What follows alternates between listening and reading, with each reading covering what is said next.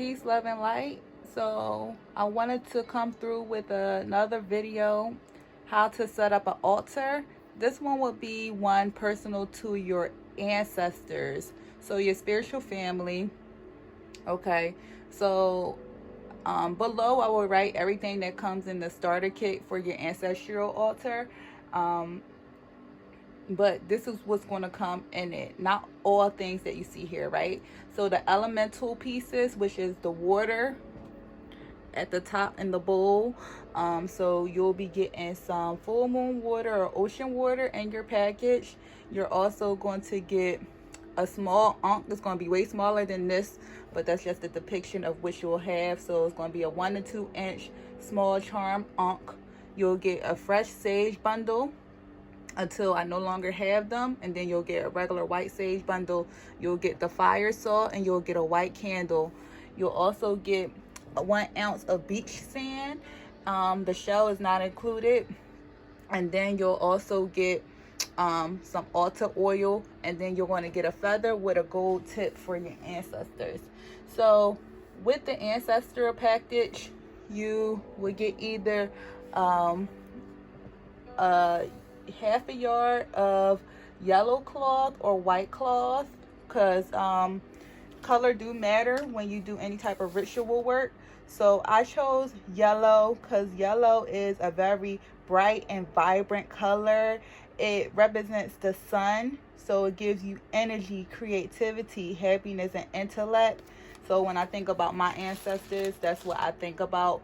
The joyous energy, the loving energy, the kind energy, the vibrant, positive energy. So that's why I personally use yellow, and I'll be using yellow for the starter kit, or I'll use white because white is just a universal color of goodness, innocence, and purity.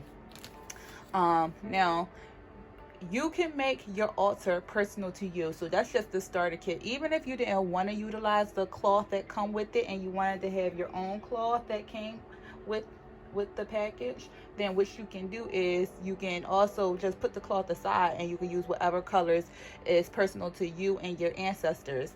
There's no rules to this. Like, I mean, the rules is just to put the placements in the right place, which is the elements. Other than that, you could freestyle your altar. You could put anything on there, anything that your ancestors like. A picture of your ancestors. I don't want to disclose my kin, so I turned the picture around, but you could put pictures of your ancestors. You can represent one ancestor on your altar, or you could represent multiple ancestors on your altar. You could have an altar personally for one ancestor that you kind of want to work close with and maybe heal with, or you can utilize multiple ancestors and just invite your tribe in and basically giving thanks.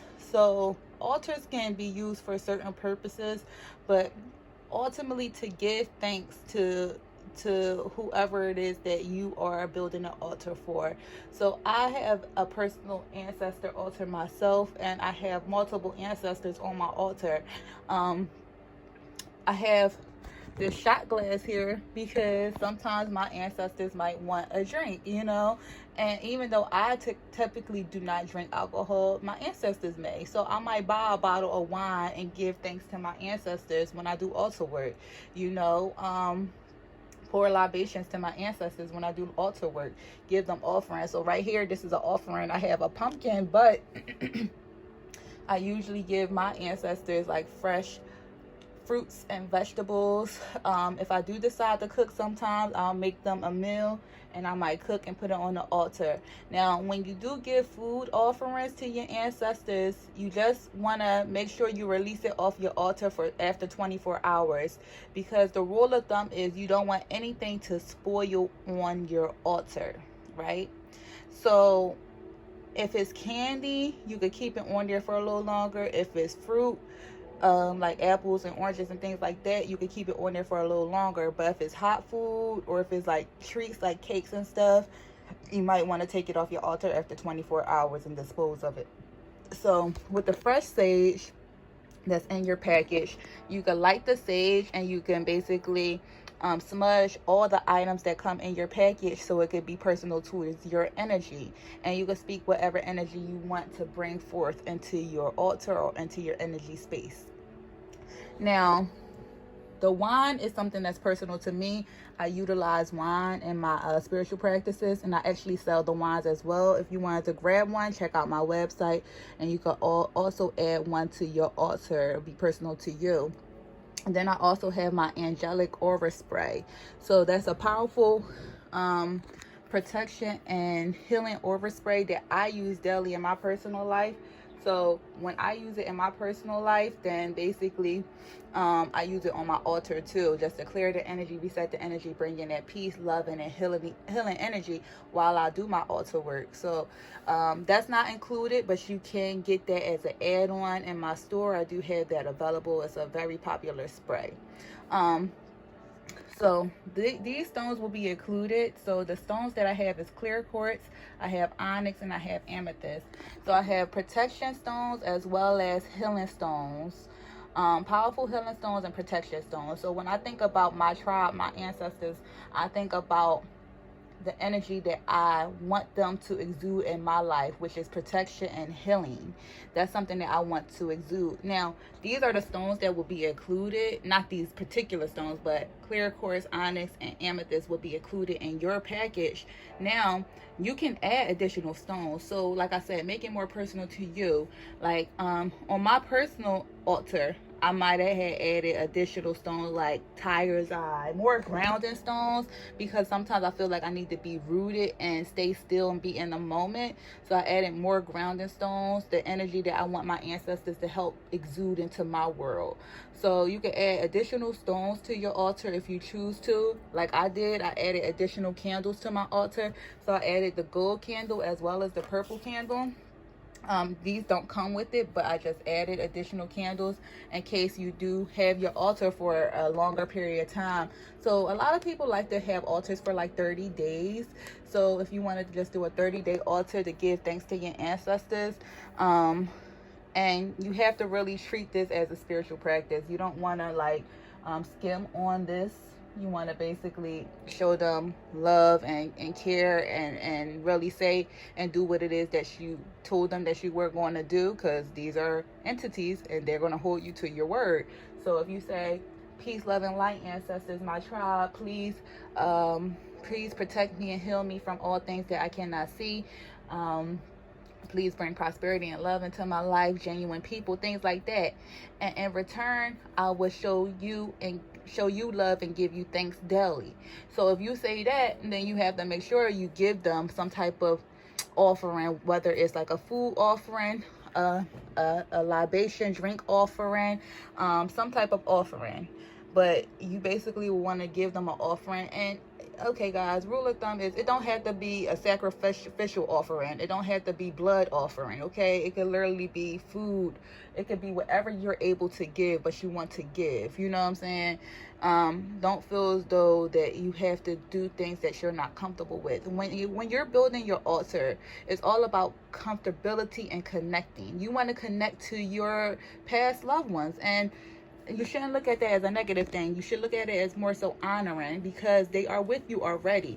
It's just that you are making them more aware that you know that they are with you. So by you setting up an altar, it gives them more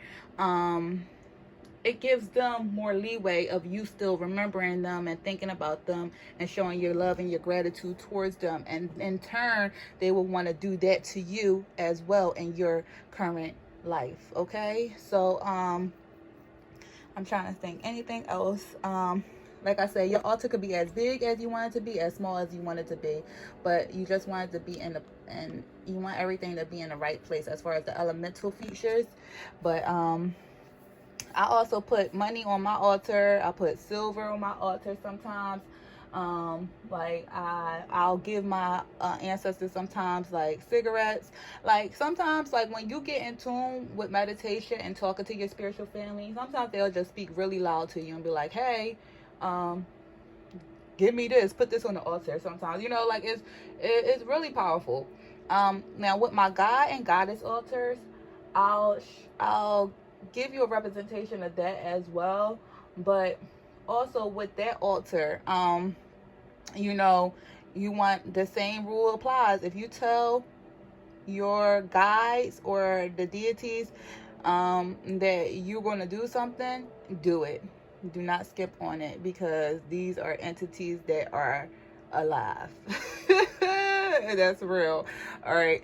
But all right, so this would be the ancestral altar. This is just a depiction of my ancestral altar, but yours can make yours as personal to you. You could put your ancestors' favorite whatever on your altar, whether if they really liked copper, if they really liked silver, if they really liked gold, if they really liked a beaded item, whatever you have that remind you of a certain ancestors or your ancestors, place it on your altar. Give thanks and remember them always. Keep their spirits alive, because they are with you, they are guiding you, they are protecting you, and they're trying to show you that they're with them. So give them an opportunity to do that as well.